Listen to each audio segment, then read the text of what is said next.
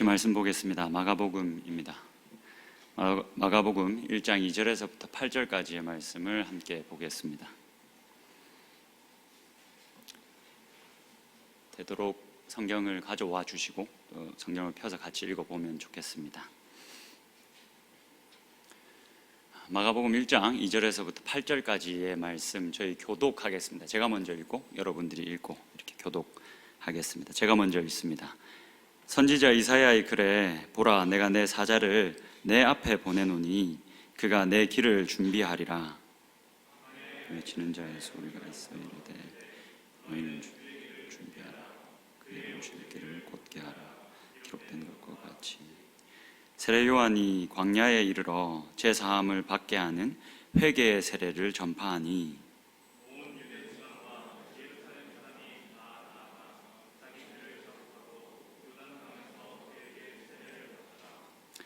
요한은 낙타털옷을 입고 허리에 가죽띠를 띠고 메뚜기와 석청을 먹더라.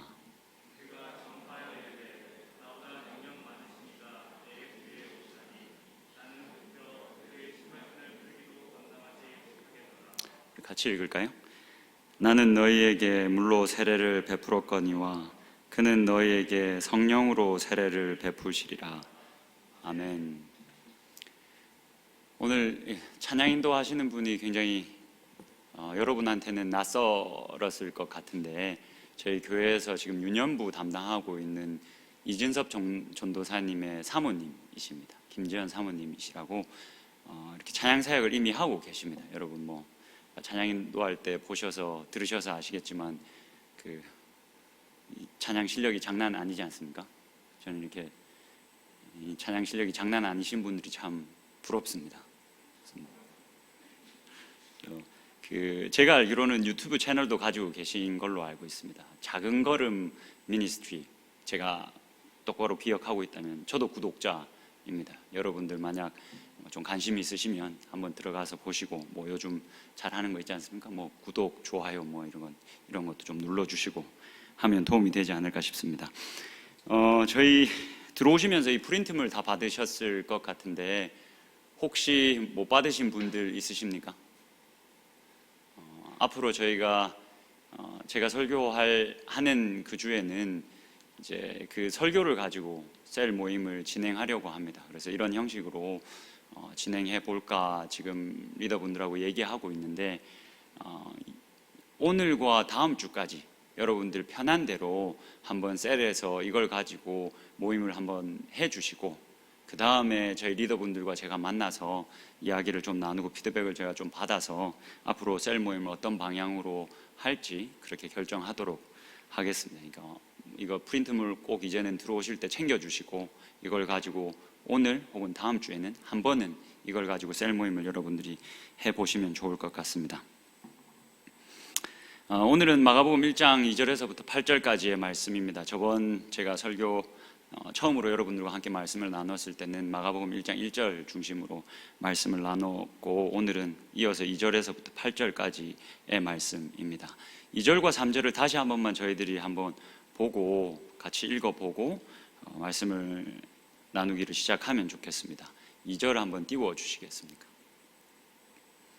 자, 여러분 2절과 3절은 제가 저번 시간에도 말씀을 드렸던 것처럼 구약 성경에서 인용을 해온 말씀입니다.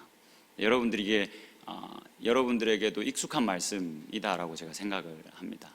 네, 잘 알고 계시겠지만 다시 한 번 더 2절과 3절을 읽을 때 지금 이 구약 성경에서 가르치고 있는 인물이 누구일까?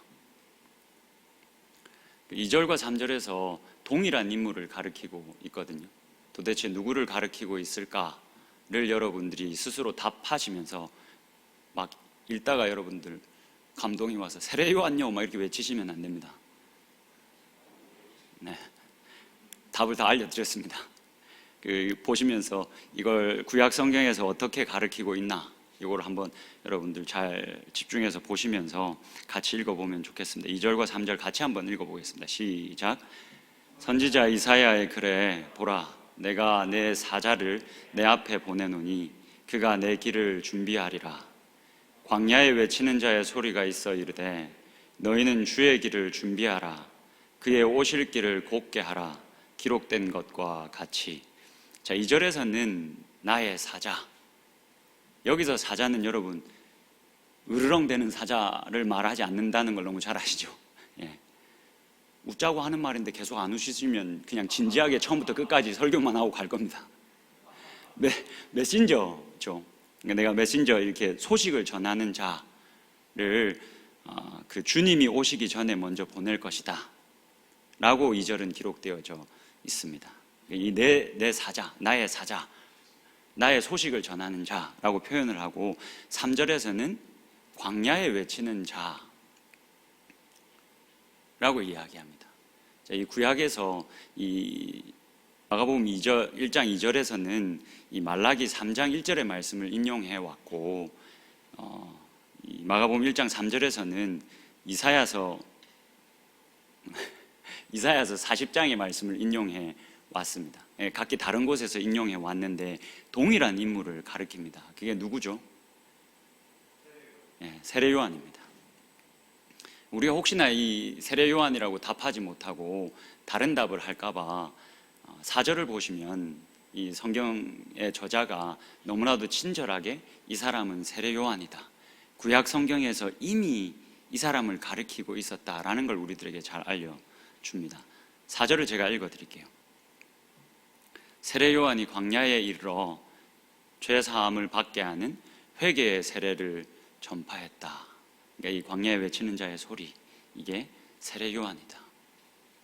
구약 성경에서 이미 세례 요한을 이렇게 내다보고 있었다라는 것을 우리가 알 수가 있습니다. 여러분, 지금 마가복음의 저자는 이 자신의 복음서의 서두에 첫 시작에 예수님이 아니라 세례 요한에게 우리의 관심을 집중시킵니다. 공간복음서라고 하죠. 마태복음, 마가복음, 누가복음. 이 공간복음서를 여러분들 보실 때 우리가 지금 마가복음을 좀 깊게 보고 있지만 마가복음만 보면 안 됩니다. 마태복음도 누가복음도 만약에 평행구절이 있으면 그걸 함께 놓고 봐야 합니다. 왜 그렇게 해야 되는지는 지금 제가 오늘 다 설명하면 설교 시간이 너무 길어지니까 제가 저희 교회에서 하고 있는 수요 성경대학에서 마가복음 가지고 계속 말씀을 나누고 있습니다. 촬영은 다 했는데 이번에 아직 편집 못해서 못 올렸는데 세 번째 강의에 제가 이거 왜 공간복음서를 함께 놓고 대조하면서 읽어야 하는지에 대해서 설명을 해 놓았습니다. 혹시 여러분 시간 되시면 그걸 좀 참고해서 보시면 좋겠습니다. 여하튼 이 공간복음서는 함께 펼쳐놓고 대조하면서 읽어야 합니다. 이렇게 대조하면서 읽으면 어떤 유익이 있냐면 각각의 복음서의 저자가 무엇을 강조하고 싶었는지가 눈에 잘 보입니다. 그것을 간파하면 이 본문을 통해서 저자가 하고 싶어하는 말이 선명해지겠죠. 이 복음서를 쓸 때 복음서 기록자들은 자료라는 것을 가지고 있었습니다. 입에서 입으로 전달되어졌던 자료도 있었고 글로 기록되어졌던 자료도 있었습니다. 이런 자료들을 가지고 이 사람들이 거의 베껴 쓰기도 하고 혹은 베껴 쓰다가 자신이 전하고자 하는 메시지를 위해서 순서를 바꾸거나 단어를 바꾸거나 표현을 바꾸거나 이런 일들을 자주 합니다. 그래서 차이점에 좀 우리가 눈여겨보면 저자가 전달하려고 하는 메시지를 잘 알 수가 있습니다. 복음서의 서두를 여러분 한번 생각해 보시죠. 지금 마가복음은 세례 요한에게 관심을 집중시키고 있습니다. 근데 복음서는 여러분 예수님에 대한 이야기지 않습니까? 예수님이 어떻게 나셨고 어떻게 사역하셨고 또 어떻게 죽으셨는지 그 일대기를 기록한 게 복음서이지 않습니까? 근데 너무나도 중요한 이 글의 첫 시작에 마가복음의 저자는 세례 요한에게 우리의 관심을 집중시킵니다. 마태복음과 누가복음과 이렇게 비교해서 함께 보면 이게 특별한 기록이다라는 걸 알 수가 있습니다. 여러분, 마태복음에는 어떻게 이 복음서를 시작하고 있습니까? 족보로 시작을 하죠. 족보로 시작을 해서 예수님의 이 출생 기사를 바로 언급합니다. 누가복음은 어떻습니까? 누가복음도 예수님의 족보로 시작합니다. 누가복음도 예수님의 족보로 시작했다가 세례 요한의 출생에 대해서 기록합니다. 어떻게 보면 그러면 누가복음과 마가복음이 비슷한 것 아닌가라고 생각할 수 있지만 사실은 누가복음에서도 예수님의 출생 사건을 기록하기 위해서 세례 요한의 출생에 대해서 언급합니다. 그 관심이 예수님에게 있다는 말입니다.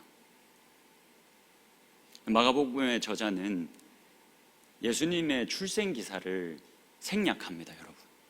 혹시 그거 아셨습니까? 마가복음에는 예수님이 어떻게 태어나셨고 어디에서 태어나셨고 그리고 자라면서 어떤 일을 하셨는지에 대한 언급이 전혀 없습니다. 마가복음의 특징이기도 한데 마가복음은 제가 저번에 말씀드렸던 것처럼 호흡이 굉장히 빠릅니다. 그래서 마가복음을 읽다 보면 자주 등장하는 이 표현이 곧 혹은 곧바로, 그러니까 한 사건들의 그 마가복음 저자가 굉장히 디테일하게 기록하는 반면에 진행을 굉장히 빨리 해나갑니다. 그래서 그런 건지 예수님의 출생에 대해서도 뛰어넘고 감히 예수님의 출생 이야기도 뛰어넘고 세례 요한에게 초점을 맞춥니다. 여러분 왜 그랬을까요?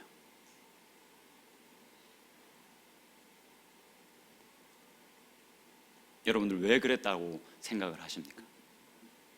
이게 오늘 설교의 핵심입니다.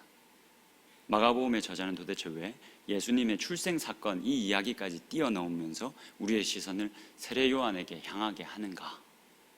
이거의 답만 우리가 좀 쫓아가 보면 좋겠습니다. 이 복음서는 우리가 잘 아는 것처럼 이야기글로 구성이 되어져 있습니다. 구약 성경의 많은 책들이 그렇게 이야기글로 구성이 되어져 있죠. 그래서 저희들 일반적으로 이렇게 복음서를 읽거나 구약 성경의 어떤 출애굽기나 이런 이야기글이 많은 책들을 읽을 때는 재밌고 쉽다라는 인상을 받기도 합니다.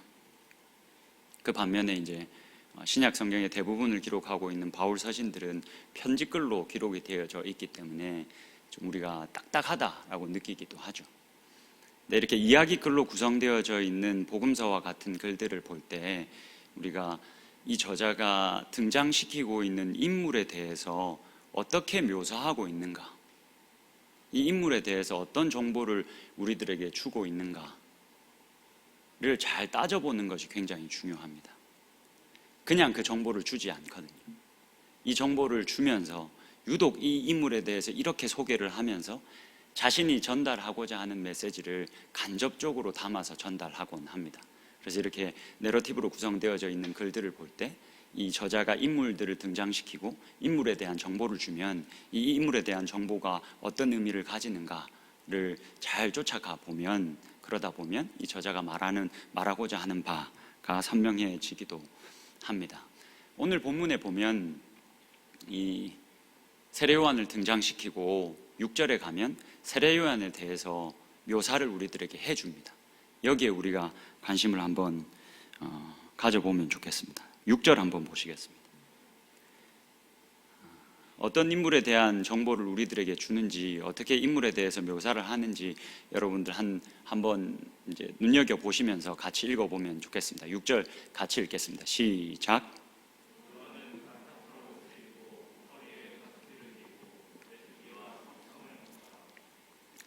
인물에 대해서 묘사를 하면서 크게 이제 두 가지를 이야기합니다. 이 사람이 뭐 입고 다녔는지, 또 이 사람이 뭐 먹고 다녔는지.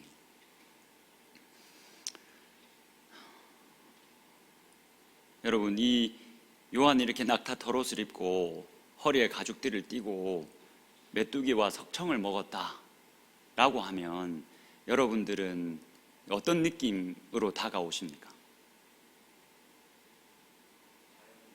자연인이다. 저는 처음에 거진가? 이렇게 생각했습니다.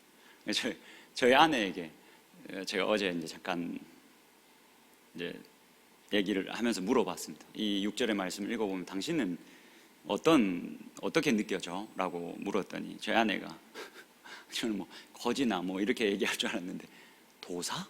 이렇게 도사? 이렇게 얘기를 하더라고요. 뭔가 좀 특별한 뭔가가 있다라고 느껴지긴 하시지 않습니까? 우리가 사실은 지금 이 시대에 요한에 대한 묘사를 보면 거지 혹은 도사 혹은 자연인 뭐 이 정도로 느껴지는데, 당시 1세기를 살아가던 처음 이 복음서를 들고 읽었던 1차 독자들은 이 인물에 대한 묘사를 보고 어떻게 생각했을까요? 무엇을 떠올렸을까요? 그걸 우리가 좀 한번 추적해 보면 좋겠습니다. 먼저 지금 요한이 입고 다닌 옷이 굉장히 중요한 이미지를 우리들에게 주기 때문에 요건 잠깐 뒤로 해놓고, 먼저 이 요한이 메뚜기와 석청을 먹었다라는 말에 좀 집중을 해봅시다. 여러분들 잘 아시는 것처럼 유대인들에게 무엇을 먹는지는 굉장히 중요했습니다. 레위기에 보면 이 정결한 음식과 부정한 음식이 나누어져 있죠. 그래서 이것을 음식정결법이라고 불렀습니다. 그래서 이방 나라 사람들이, 유대인들이 몸에 지닌 할례 표식 혹은 안식일 준수 혹은 음식을 이렇게 까다롭게 가려서 먹는 것을 보면 이 사람은 하나님의 백성 유대인이구나 라고 생각을 했습니다. 그래서 이 사람들에게는 그 음식이 그냥 먹는 거 정도에 그치는 것이 아니라 그 사람의 정체성을 대변하는 역할도 했습니다. 메뚜기를 먹었다라고 합니다. 이 메뚜기는 레위기 11장에 보면 정결한 음식으로 분류가 됩니다. 석청은 여러분 야생에서 자라나는 꿀을 말합니다. 메뚜기도 그렇고 이 야생에서 자라나는 꿀도 그렇고 사람이 잘 손대지 않지 않습니까? 그래서 그 당시에 사람들에게는 정결하다, 정결한 음식이다 라는 이미지를 가지고 있었습니다. 더군다나 이 석청, 야생 꿀은 하나님의 보호하심, 하나님의 은혜라는 이미지를 가지고 있었습니다. 여러분, 하나님께서 이스라엘 백성들을 가나안 땅으로 이끄실 때 그 가나안 땅을 뭐라고 표현하십니까? 젖과 꿀이 흐르는 땅. 어디 뭐 좀 상 좀 없습니까? 상 좀 드리면 좋겠는데 나를 너무 많이 도와줘서 너무 고맙습니다. 젖과 꿀이 흐르는 땅이라고 표현을 합니다. 사실 근데 여러분, 가나안 땅은 그렇게 젖과 꿀이 흐르는 땅이 아니었습니다. 척박한 땅이었습니다. 그게 그냥 표현인 겁니다. 내가 너희들을 이 나라로 옮길 것이고 그 나라에 너희들이 들어가면 내가 은혜로 나의 보호하심으로 너희들을 품겠다라는 상징적인 표현입니다. 그래서 이 꿀이라는 거에는 하나님의 보호하심이라는 의미가 담겨져 있습니다. 그래서 그 당시에 사람들이 요한이 메뚜기와 석청을 먹었다라고 하면 이 사람이 어떤 타락한 세속적인 문화를 배격하면서 자신의 거룩을 지키면서 하나님의 보호하심 아래에 있는 자였구나 라는 음성까지도 이 본문에서 들을 수 있었을 겁니다. 그 다음 넘어가서 보면 지금 요한이 낙타 털옷을 입고 허리에 가죽띠를 띠고 있었다라고 기록을 하고 있습니다. 여러분, 스가랴서 한번 보시겠습니까? 스가랴서 13장 4절 한 번만 펴봐 주십시오. 스가랴서 13장 4절을 보시면 이렇게 기록되어져 있습니다. 그날에 선지자들이 예언할 때에 그 환상을 각기 부끄러워할 것이며 사람을 속이려고 털옷도 입지 아니할 것이다. 그러니까 그 환상을 부끄러워해서 사람들을 속이려고 일부러 자신이 선지자가 아닌 척하려고 털옷까지 입지 아니할 것이다 라고 얘기를 하고 있는 겁니다. 이런 글들을 미루어 보아서 아마 이 구약 시대 때 선지자들을 드러내는 의복 중에 하나가 털옷이었을 것이다 라고 학자들이 추측합니다. 그 당시에 선지자들은 아마도 털옷을 입고 다녔고, 털옷을 입고 다니는 사람들을 보면 저 사람은 선지자인가 보다 라고 당시의 사람들이 생각했었던 것 같습니다. 그래서 이 말씀을 근거로 열왕기하 1장 8절을 한번 보겠습니다. 사실 이 열왕기하 1장 8절이 굉장히 중요합니다. 우리 다 같이 한 번만 읽어볼까요? 읽어보겠습니다. 시작.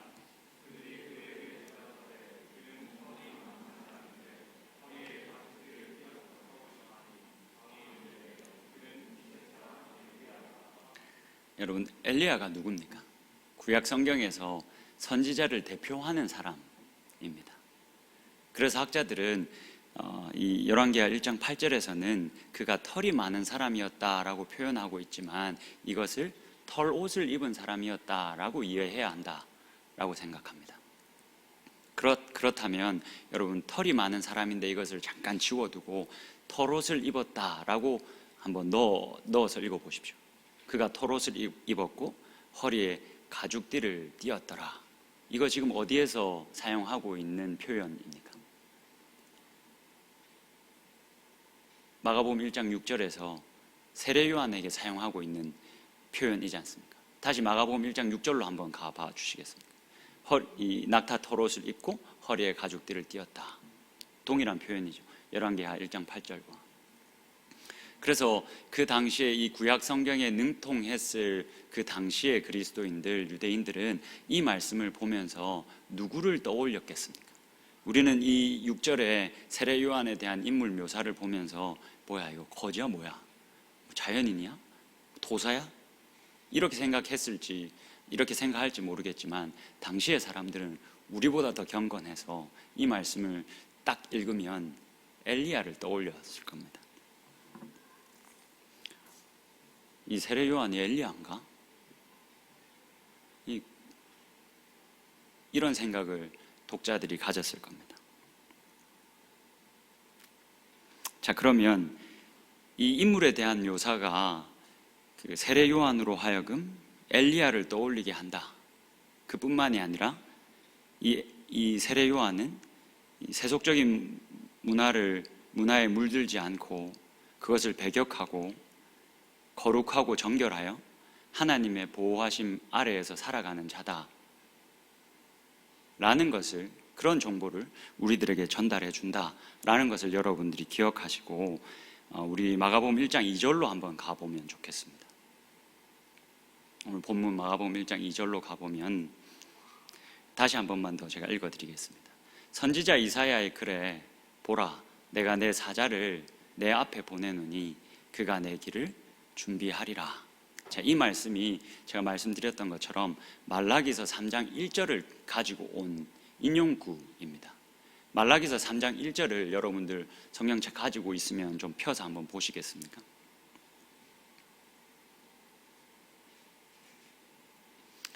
사실 이제 말라기 3장 1절이 번역하기가 참 까다로운 본문이기도 한데 그냥 제가 편하게 쉽게 좀 설명을 해드릴 테니까 눈으로 한번 따라와 보십시오. 만군의 여호와가 이르노라, 보라, 내가 내 사자를 보내리니 그가 내 앞에서 길을 준비할 것이요 또 너희가 구하는 바 주가 갑자기 그의 성전에 임하시리니 곧 너희가 사모하는 바 언약의 사자가 임하실 것이라. 그러니까 사자를 이렇게 앞서 보낼 것인데 언제 무엇에 앞서 보내시냐면 우리가 그토록 바라는 그 주님이 성전, 우리가 저번 시간에 나눴던 시온, 예루살렘 성전, 그곳으로 급하게 다시 돌아오셔서 그렇게 우리를 건져내시고 우리를 구원하실 것인데 그 일이 있기 바로 직전에 내가 내 사자를, 메신저를, 소식을 전하는 자를 내가 보낼 것이다. 너희가 사모하고 기다리는 그 언약의 사자, 약속되어진 그 메신저가 임하게 될 것이다. 이 말이 무슨 말입니까? 이 언약에 약속된 그 사자가 임하면 하나님의 나라가, 하나님의 그 구원의 때가 시작되었음을 알리는 신호탄이 될 것이다. 그 언약의 사자가 임하면 더 이상 너희들이 눈물을 흘릴 일이 없을 거다. 하나님의 나라가 그렇게 놀라운 방법으로 임하고 하나님이 보내시는 그 메시아가 너희들의 왕이 되어줄 것이다. 그 신호탄 같은 역할을 이 언약의 사자, 약속되어진 그 사자가 할 것이다. 그러니 너희가 그를 사모하는 마음으로 기다려라 라고 이야기를 하고 있는 겁니다. 여러분, 성경이 있으시면 한 장만 딱 넘겨보십시오. 구약 성경의 마지막 장, 마지막 절을 한번 보십시오. 말라기서 4장 5절과 6절 한 번만 보십시오. 여러분, 이게 구약 성경의 마지막 약속입니다.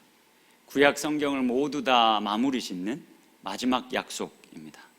5절을 한번 보시죠.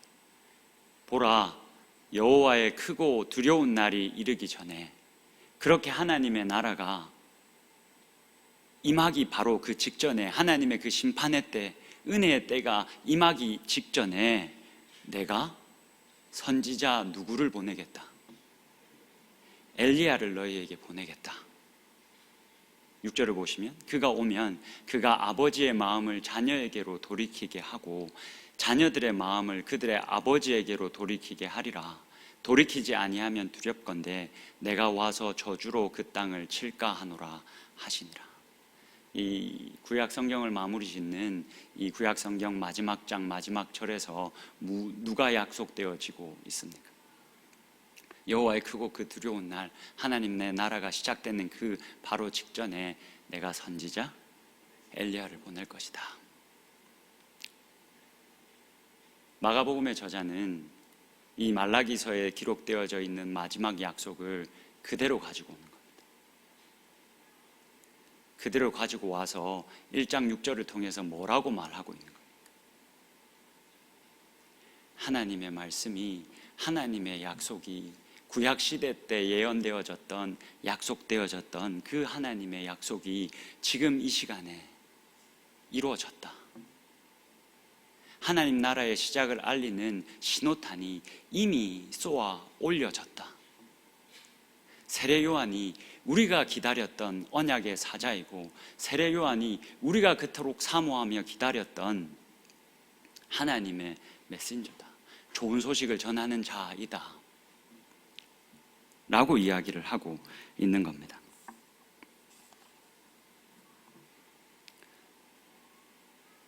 여러분, 하나님의 말씀이 구약에 약속되어졌던 대로, 기록된 대로 이루어졌습니다.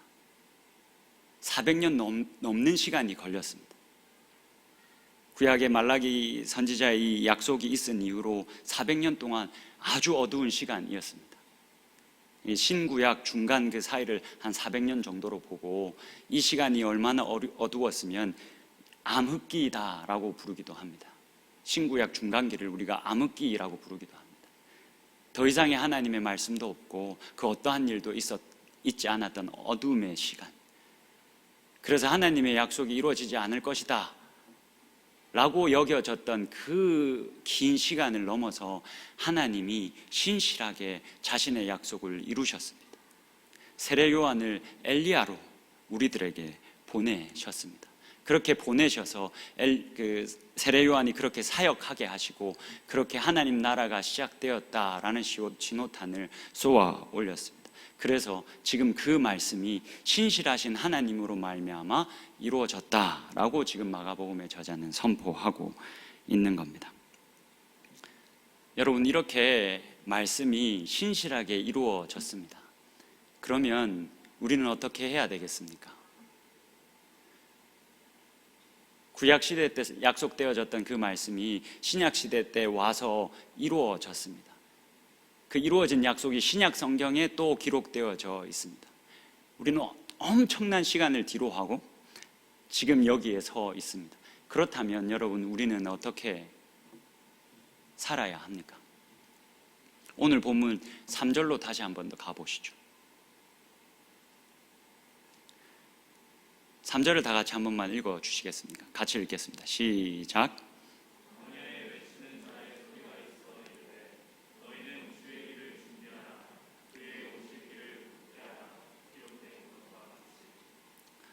세례 요한이 광야에서 외쳤습니다. 주님이 시온으로, 예루살렘 성전으로 돌아오셔서 그렇게 하나님 나라가 시작될 것이다. 그가 곧 오신다. 그의 길을 준비하자. 그가 오실 길을 곧게 하자. 이 길이 울퉁불퉁해져 있는데 우리가 지금 오실 것을 기대하며 이미 오셨으니 우리가 그의 길을 곧게 하자라고 외치며 광야에서 그 외침을 했습니다. 세례 요한이 광야에 살았다, 어디에 살았다, 이 글을 근거로 우리가 추측해 볼 수 있지만 그게 중요한 게 아닙니다.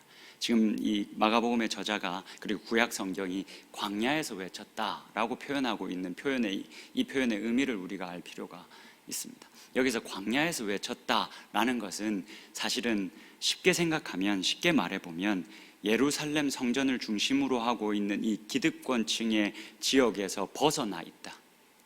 이미 부패할 대로 부패해진 그 장소에서 벗어나서 세속 문화에 물들지 않고 그들의 그 부패한 권력을 따르지 않고 그 세속 문화를 배격하면서 서서 하나님의 법대로, 하나님의 방법대로 우리가 그가 오실 길을 준비하자, 그가 오실 길을 곧게 하자 라고 외쳤다 라고 여러분들이 이해하시는 게 좋습니다. 여러분, 성경에 기록된 대로 예수님이 이 땅에 오셨습니다. 이 기사가 끝나고 나면 마가복음의 저자가 바로 예수님의 공생의 사역으로 우리의 시선을 옮겨 놓습니다. 구약에 기록된 대로 엘리야 선지자도 왔고, 엘리야 선지자를 뒤이어서 하나님 나라의 왕으로 자정하시는 메시아이신 예수 그리스도가 기록된 대로 똑같이 오셨습니다. 그 말씀을 그렇게 성취했습니다. 여러분, 우리 이제 어떻게 살아야 합니까? 이 말씀을 한 번만 보고 오늘 말씀을 마무리하면 좋겠습니다. 아마 PPT에는 없을 겁니다. 여러분들 성경으로 한번 찾아보면 좋겠습니다. 요한일서입니다. 요한일서 3장 2절과 3절입니다.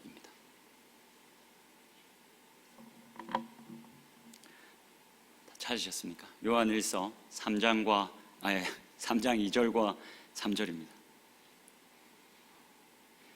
같이 한번 읽어보겠습니다. 시작. 사랑하는 자들아, 우리가 지금은 하나님의 자녀라. 장래에 어떻게 될지는 아직 나타나지 아니하였으나 그가 나타나시면 우리가 그와 같은 줄을 아는 것은 그의 참모습 그대로 볼 것이기 때문인.